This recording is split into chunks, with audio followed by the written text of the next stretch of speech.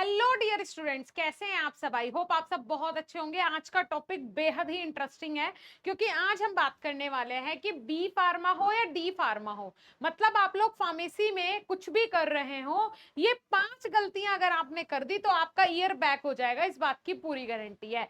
तो एग्जाम आप लोगों के आने ही वाले हैं और भाई साहब, अगर आपने आज की ये वीडियो एंड तक देख ली ना तो आप ये बोलोगे कि मैम आपने हमारी जान बचा ली, हम फेल हो जाते, आपने हमें फेल होने से बचा लिया। तो वीडियो को अंत तक जरूर देखिएगा। वीडियो का टॉपिक बहुत बहुत बहुत ही इंटरेस्टिंग है। कौन सी वो 5 गलतियां हैं जिनसे आपकी ईयर बैक आ जाती है और फिर इसी तरीके से आप अपना सर पकड़ के बैठते हो जब आप अपना रिजल्ट देखते हो।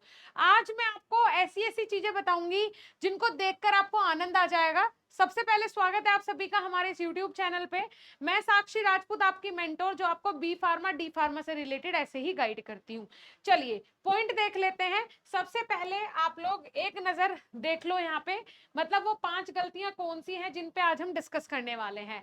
पहली है कॉपी लिखने का गलत तरीका। किस तरीके से आप कॉपी में गलत लिखते हैं, सबसे पहले हम वो बात करेंगे। मतलब कि जैसे हेडिंग, पॉइंट्स, मार्जिन लाइन, ये सब चीजें आपको सही से कैसे लिखनी है उसकी बात करेंगे। दूसरा, डायग्राम ना बनाना, ये सबसे बड़ी गलती है। तो डायग्राम कैसे बनाना है, फ्लो चार्ट कैसे बनाना है, ईच एंड एवरीथिंग के बारे में आज मैं आपको विद एग्जांपल समझाऊंगी। तीसरी है कठिन प्रश्न छोड़ देना। जो आपको क्वेश्चन टिपिकल लगते हैं या आपको लगता है कि उनके आंसर आपसे अच्छे से नहीं बन पा रहे हैं, तो बच्चे क्या करते हैं, उनको ब्लैंक छोड़ देते हैं। तो ये सबसे बड़ी गलती है। इसके अलावा चौथी जो गलती है वो है समय प्रबंधन की गलती। जी हाँ, आप टाइम मैनेजमेंट नहीं देखते हो कि जी टाइम पे मुझे ये वाला क्वेश्चन करना है, एक क्वेश्चन के लिए मुझे इतना टाइम लेना है, ये ना सोच के आप वहां एक सवाल पे ही पूरा समय बर्बाद कर देते हो। फिफ्थ वन इज रिवीजन ना करना। मतलब आपने पूरा पेपर कर लिया है ना, और जब तक लास्ट टाइम हो रहा है तब तक आप अपना आंसर ही लिख रहे हो, आपने दोबारा से देखा ही नहीं आखिरी के 10 मिनट में कि जी मैंने पेपर में कोई गलती तो नहीं की है, जिसको शायद एक बार रिवाइज करने से, एक बार दोबारा रीचेक करने से आपको कुछ गलती मिल जाती और उसके बाद आपके जो आंसर है वो सॉरी जो आपके मार्क्स हैं उनमें आपको एक्स्ट्रा देखने को मिलता। बट लेकिन आप तो लास्ट टाइम तक भी, जब तक टीचर छीन ना ले हाथ से, तब तक भी आप लिखे ही जा रहे हो। तो टाइम मैनेज करना आज मैं आपको सिखाऊंगी। वो गलतियों के बारे में आपको सिर्फ बताऊंगी नहीं, ये तो मैंने गलतियां बताई हैं, आपको क्या करना है जिससे गलतियां ना हो वो भी आज के इस वीडियो में जानेंगे। सेकंड, पहले नंबर पे देखते हैं क्या गलती है। पहले नंबर पे सबसे ज्यादा है कि भाई कॉपी आप किस तरीके से लिख रहे हो, यही सबसे बड़ा पॉइंट है। तो इसमें क्या करना है, देखो एक एक चीज मैं आपको खुद से रिलेट करके बताऊंगी जो हमने भी एज ए स्टूडेंट फेस किया है। एग्जामिनर सेकंडों, मतलब एग्जामिनर जो है वो सैकड़ों कॉपियां चेक करता है। अगर आपकी कॉपी साफ और स्ट्रक्चर्ड नहीं है तो अच्छा जवाब होने के बावजूद भी नंबर कट सकते हैं, इस बात की पूरी गारंटी है। गलत तरीका क्या है, पहले वो जान लो कि जी ये वाला गलत तरीका है और फिर मैम आप हमें सही तरीका बता दो। तो गलत तरीका क्या है, बिना हेडिंग के लंबे पैराग्राफ लिखना। भाई हेडिंग आपने नहीं डाली और लंबे लंबे पैराग्राफ लिखते जा रहे हो, सबसे बड़ी गलती। मार्जिन नहीं छोड़ना, दोनों साइड आपको मार्जिन लाइन बनानी है और बीच में अपना आंसर लिखना है। एक ही जगह सब कुछ ठूस देना, मतलब वही यूजेस भी लिख दिए, वही एडवांटेज डिसएडवांटेज भी लिख दी, वही डायग्राम की जगह डायग्राम के जितने भी लेबल थे वो सब उसमें चिपका दिए, तो आपके मार्क्स कट नहीं कटने हैं। कट ओवर राइटिंग करना, मतलब कि जैसे आपने यही लिखा है ना, लिखने के बाद उसको कट कर दिया, फिर यहाँ कट कर दिया, एक पेज पे यहाँ कर दिया, एग्जामिनर का मत्था ठनक जाएगा, वो यही नंबर काट लेगा। उसके बाद सही तरीका क्या है, मैम गलती तो आपने बता दिया, सही तरीका बता दो। तो देखो हेडिंग आपको बड़ी लिखनी है हमेशा, उसको अंडरलाइन करना है, हेडिंग को थोड़ा सा बड़ा लिखे, बोल्ड लिखे और उसको अंडरलाइन करें। हर पॉइंट को नई लाइन से लिखे, जैसे कि पॉइंट 1, पॉइंट 2, पॉइंट 3 करके ही आपको अपने आंसर को डिवाइड करना है। बाएं और दाएं और मार्जिन लाइन खींचे, मतलब मार्जिन छोड़ दें। गलती हो तो एक लाइन खींचे, रगड़े नहीं। मतलब अगर गलती है, मान के चलो ये आपका गलत लिखा हुआ है, तो इस पे एक लाइन खींच के इस तरीके से कर दो, बस छुट्टी। जिससे जब वो एग्जामिनर की नजर वहां पड़े कि वो आपका आंसर पढ़ रहा है और वहां पहुंचा, तब उसको दिखे कि ये गलत है। पूरी कॉपी का पेज पलटते ही ना दिखने लगे उसको कि ये गलत चीज है ना। जैसे उदाहरण एग्जाम्पल देख लेते हैं। मान के चलो आपसे पैरासीटामोल के बारे में किसी ने पूछा, ठीक है, तो इसको लिखते समय आपको क्या करना है, सबसे पहले डेफिनेशन लिखनी है, फिर स्ट्रक्चर बनानी है, फिर यूजेस लिखने हैं। तो ये 3 अलग अलग हेडिंग्स बन जाएंगी, और इसमें सिर्फ 3 नहीं, अगर 5 नंबर का क्वेश्चन है तो 5 हेडिंग, अगर 10 नंबर का क्वेश्चन है तो 7 हेडिंग, इस तरीके से करके आपको बनाना है। ठीक है जी, चलिए वेरी गुड। अब इसके बाद दूसरी जो गलती है वो है डायग्राम ना बनाना, सबसे इंपॉर्टेंट डायग्राम ना बनाना। फार्मेसी में diagram is equal to extra marks, ये आप लिख लो, मैं आपको पहले भी बोल चुकी हूँ, लिख लो ये।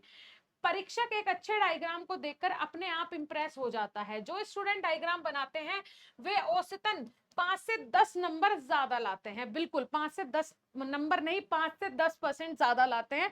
मतलब अगर किसी ने डायग्राम नहीं बनाया है और नॉलेज उसको आपके जितनी ही है, उसके 70% आएंगे, आपके 80 आएंगे। ठीक है, अब देखो आपको डायग्राम की मैं किस किस की बात कर रही हूँ, यहां से आपको क्लियर हो जाएगा, देखो है ना। ये सबसे पहला आ जाता है केमिकल स्ट्रक्चर्स। अगर आप मतलब अगर हम बात करें केमिस्ट्री की, तो इस तरीके की सुंदर सुंदर सी स्ट्रक्चर्स बना के ही उसको पूरी रिएक्शन समझानी है। अगर हम बात करें जैसे कि अपना आ जाता है बायोकेमिस्ट्री, पैथोफिजियोलॉजी, तो वहां पे इस तरीके से आपको फ्लो चार्ट बनाने हैं। फार्माकोलॉजी, उसके अलावा आपका आ जाता है फार्मास्यूटिक्स, तो ऐसे फ्लो चार्ट्स आप बनाइए, उसके थ्रू समझाइए। ठीक है, फिर उसके बाद आ जाता है जैसे कि ह्यूमन एनाटॉमी एंड फिजियोलॉजी, और बाकी के आपके इंडस्ट्रियल फार्मेसी, इस तरीके के जो सब्जेक्ट आते हैं, तो इसमें आपके लेबल्ड डायग्राम बनेंगे। ठीक है, तीनों में डिफरेंस समझ में आ गया। मतलब केमिस्ट्री वाला पोर्शन है तो ऐसे, आपका दूसरा पोर्शन है तो ऐसे, तीसरा पोर्शन है तो ऐसे। ठीक है, टैबलेट, कैप्सूल या एपीआई का स्ट्रक्चर डायग्राम जरूर बनाएं। मतलब अगर आपसे टैबलेट या फिर कैप्सूल या फिर एपीआई किसी भी स्ट्रक्चर के बारे में पूछ रहा है तो वो जरूर बनाएं। ठीक है, एस्प्रिन की केमिकल स्ट्रक्चर बनाकर उनके पार्ट्स लेबल करें, अगर आप मेडिसिनल केमिस्ट्री में पढ़ रहे हैं तब की बात है। उसके बाद मैन्युफैक्चरिंग प्रोसेस, जैसे कि टैबलेट बनाने के स्टेप को इस तरीके से आप लोग डिफाइन कर सकते हैं, फ्लो चार्ट में दिखाइए, उससे एग्जामिनर तुरंत समझ जाता है और आपको पूरे नंबर दे देता है।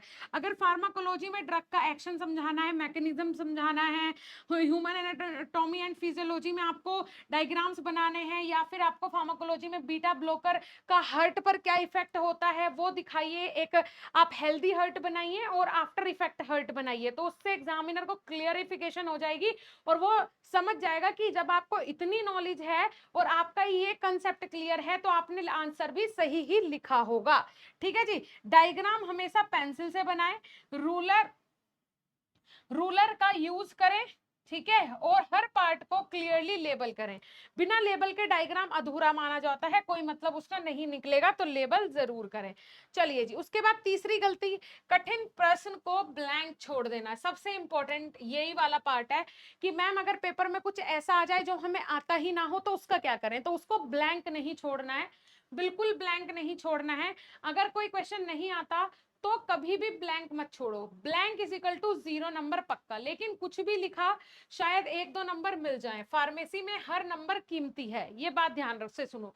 स्टेप नंबर 1, डेफिनेशन लिखें, क्वेश्चन में जो कीवर्ड है उसकी डेफिनेशन लिखें। उदाहरण, अगर बायो अवेलेबिलिटी नहीं आती तो लिखें bioavailability refer to the rate and extent to which a drug reach systemic circulation. मतलब अगर आपसे बायो अवेलेबिलिटी नहीं आती है तो मतलब उससे रिलेटेड जो भी पढ़ा हो वो डेफिनेशन डाल के, पॉइंट डाल के उसको जरूर लिखें। स्टेप नंबर 2, रिलेटेड पॉइंट्स लिखें, जो भी उस टॉपिक से मिलता जुलता जानते हो वो लिखें। उदाहरण, factor affecting bio availability, solubility, first pass effect etcetera. तो अगर आपको बायो अवेलेबिलिटी के बारे में नहीं पता बट उसके एग्जांपल्स पता है, फैक्टर अफेक्टिंग पता है, तो सोल्यूबिलिटी के बारे में अगर आप जानते हो तो उसको ही आगे एक्सप्लेन कर देना। डायग्राम या एग्जाम्पल दें, अगर कुछ नहीं सूझ रहा तो एक सिंपल डायग्राम बनाएं। उदाहरण, ड्रग एब्जॉर्प्शन का basic flowchart, tablet dissolution, absorption, उसके बाद ब्लड स्ट्रीम, इस तरीके से। तो बायो अवेलेबिलिटी का अगर आपको कुछ भी नहीं सूझ रहा तो एक इस तरीके का फ्लो चार्ट बना दे जो उससे कहीं ना कहीं रिलेट करता हो, तो वो भी आपका पूरा काम कर जाएगा। उससे एग्जामिनर आपको ऐसा नहीं है कि कुछ भी नंबर नहीं देगा, वो कुछ ना कुछ मार्क्स दे के ही आपको जाएगा। फिर उसके बाद फोर्थ नंबर पे आता है समय, सबसे इंपॉर्टेंट समय। कि भाई ऐसा होता है कि एक बच्चा था हमारा, वो क्या करके आया, पूरा पेपर उसको आ रहा था, लेकिन वो क्या करके कि मैम मैं सिर्फ 2 ही क्वेश्चन के आंसर लिख पाया हूँ, और उसके बाद उसके शॉर्ट क्वेश्चन, वो भी सिर्फ शॉर्ट क्वेश्चन के आंसर लिख पाया है, लॉन्ग क्वेश्चन तो एक भी अटेम्प्ट नहीं कर पाया। तो उस कंडीशन में क्या हुआ कि वो फेल हो गया, उसकी बैक आ गई, लेकिन उसको आ सब कुछ रहा था। तो टाइम मैनेजमेंट सबसे इंपॉर्टेंट है। आपके पास होते हैं 3 घंटे, तो उन 3 घंटों को आपको क्या करना है, शुरू के 10 मिनट में आपको, एक सेकेंड, शुरू के 10 मिनट में आपको पूरा क्वेश्चन पेपर पढ़ना है, ठीक है। फिर दूसरे नंबर पे आपको क्या करना है, आसान जो जितने भी आपको लगे कि भाई ये सारे टॉपिक्स मुझे अच्छे से आते हैं, वो सबसे पहले आपको करना है, क्योंकि अगर आपको जो नहीं आता आप उसमें लगे तो जो आता है वो भी भूल जाओगे। क्लियर? बच्चे क्या करते हैं कि पहले जो नहीं आता है पहले उनको निपटाओ, जो आता है वो तो हम बाद में फटाफट कर लेंगे। नहीं, जो आता है क्वेश्चन पेपर्स में से बिल्कुल 100% वहां से शुरुआत करें, ठीक है। वो 90 मिनट उसका टाइम लेगी, मैं 90 मिनट में ये वाला पार्ट कंप्लीट कर लूंगा। फिर उसके बाद कठिन प्रश्न अगली 60 मिनट में निपटाएं, ठीक है। अगला 1 घंटा इनको दें, चाहे वो लॉन्ग हो चाहे वो शॉर्ट हो, जैसे भी आपको कनेक्शन एक दूसरे से बढ़ाना है वो इजीली हो जाएगा। फिर उसके बाद लास्ट के जो 20 मिनट है वो ये देखने में लगाएं कि भाई क्या मैंने सिस्टमेटिक सब कुछ लिखा है, सही क्वेश्चन का आंसर सही जगह पे लिखा है, लेवल मेरा सही है या कुछ गलत तो नहीं है।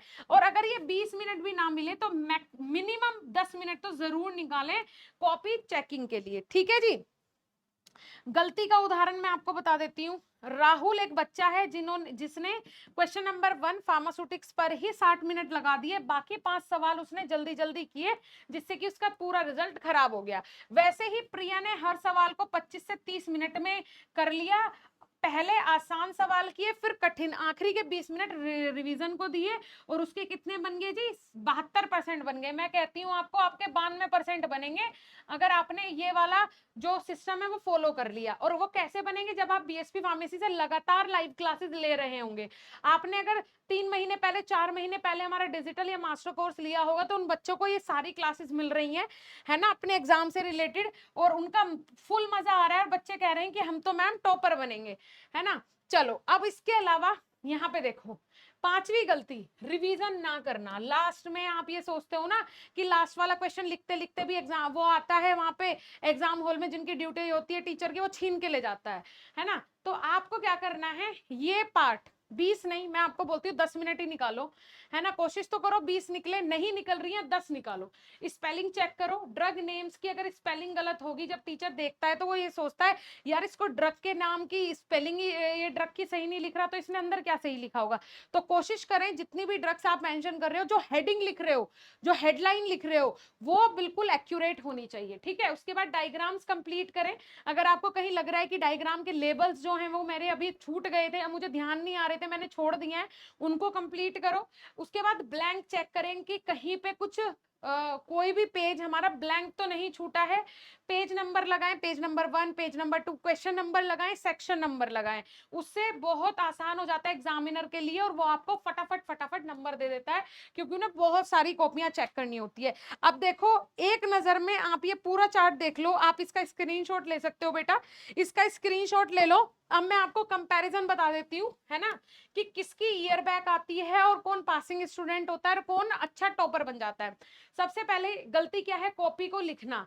जो पासिंग स्टूडेंट है वो क्या करेंगे, हेडिंग्स लिखेंगे, पॉइंट्स लिखेंगे, क्लीन मार्जिन बनाएंगे। जो ईयर बैक स्टूडेंट है उनकी क्यों आती है ईयर बैक, क्योंकि वो लॉन्ग पैराग्राफ्स लिखते हैं और मैसी राइटिंग, बहुत गंदी गंदी राइटिंग लिखते हैं। उसके बाद डायग्राम, लेबल डायग्राम हर जवाब में, मतलब जितने भी आंसर लिखेंगे सब में लेबल डायग्राम होंगे, जो पास हो जाएगा।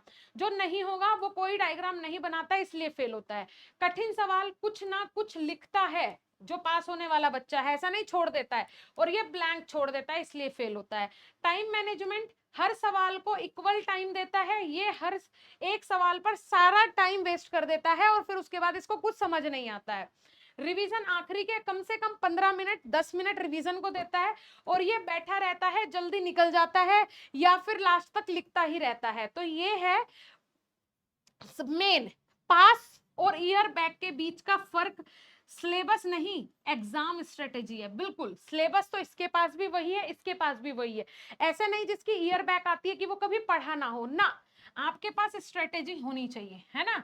अब जैसे बताया कि पैसा कमाना बहुत आसान है, अर्न मनी बहुत आसान है ना, लेकिन किसके लिए, जिसके पास दिमाग हो, जिसके पास स्ट्रेटेजी हो, जिसके पास तरीके हो।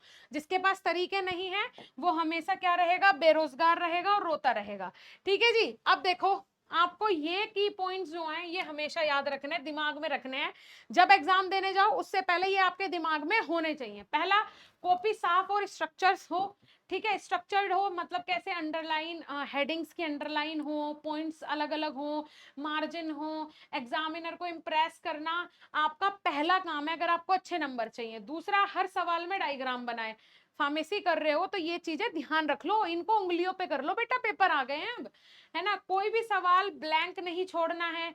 टाइम को 4 हिस्सों में बांटना है। सबसे पहले हमें पढ़ना है, फिर उसके बाद हमें इजी क्वेश्चंस करने हैं, फिर हमें हार्ड क्वेश्चंस करने हैं, रिवीजन करना है। इस फॉर्मूले से हर सवाल कवर होगा और आपको कोई दिक्कत नहीं होगी। आखिरी 15 मिनट रिवीजन के लिए अगर रखने हैं, जो मैंने आपको बताया, डायग्राम्स देखने हैं, कोई पेपर खाली तो नहीं है ये देखना है, अच्छे से मैंने लेबल कर दिया है ये देखना है, क्वेश्चन नंबर ठीक है ये देखना है। सारी चीजें आपको आखिरी के 10 से 15 मिनट में देख लेनी है। ये बहुत बहुत बहुत जरूरी है। ठीक है जी। चलिए, इसके अलावा बीएसपी फार्मेसी जहां आप मुझे देख रहे हो, ये हमारा एक यूट्यूब चैनल है बीएसपी फार्मेसी 2, जहां पे डेली बेसिस पे लाइव क्लासेस होती हैं बी फार्मा और डी फार्मा की। और अब हम नया स्पेशल लेके आए हैं बीएसपी डी फार्मा एकेडमी, जहां पे आपको डी फार्मा से रिलेटेड सारा कंटेंट मिलेगा। तो आप हमारे उन चैनल्स को जाके सब्सक्राइब कर लो। ये देखो यहाँ पे हमारे पास बी फार्मा के कोर्सेज हैं, chapter wise, unit wise, topic wise, सारे टीचर्स ने रिकॉर्डेड, प्री रिकॉर्डेड भी कंटेंट है और डेली लाइव क्लासेस भी चलती हैं। तो प्ले स्टोर से बीएसपी फार्मेसी का ऐप डाउनलोड कर लो। और अभी आ गया है प्रहार बैच। और अगर आप मुझे सीजन के स्टार्टिंग में देख रहे हो या फिर आप बी फार्मा में एडमिशन लेने वाले हो, डी फार्मा में एडमिशन लेने वाले हो, तो इस समय आपको ज्वाइन करना है हमारा मास्टर कोर्स या फिर डिजिटल कोर्स। अभी अगर एग्जाम टाइम पे आप मेरा ये वीडियो देख रहे हो तो आपको ज्वाइन करना है प्रहार बैच, जिससे कि आप लोगों को सारी जानकारी हो सके और एग्जाम की बढ़िया तैयारी हो सके। इसके अलावा डी फार्मा के हमारे पास सारे कोर्सेज हैं, चाहे बीटी यूपी मतलब जो आपका जीकअप का एग्जाम होता है एंट्रेंस एग्जाम का, या फिर बीटी यूपी के अकॉर्डिंग जो कोर्स, जो सिलेबस दिया गया है ईआर 2020 उसके अकॉर्डिंग हमारे पास आपको recorded lectures, hand written notes, computerize notes, test series, model papers, important question, live classes, सब कुछ मिलेगा हमारे कोर्सेज में। साथ ही साथ हम आपको एक ऑल इन वन नोटबुक भी प्रोवाइड करवाते हैं आपके घर पे बिल्कुल free of cost master course के अंदर। 100% पास करवाने की गारंटी हम आपको लेते हैं, क्योंकि भाई हमारे टीचर्स जैसे मैंने आपको गाइड किया उससे भी बेहतरीन तरीके से पढ़ाते हैं और आप पास क्या, आप टॉपर बनोगे। ठीक है, ऐप पर सभी कोर्सेज अवेलेबल हैं, तो आप लोग जाके हमारी ऐप प्ले स्टोर से डाउनलोड कर सकते हैं। कॉन्टैक्ट नंबर ये है हमारा 7999589063। इस नंबर पे आप लोग कॉल कर सकते हैं अगर आपको कोई भी जानकारी लेनी हो। Thank you so much for watching this video. Thank you.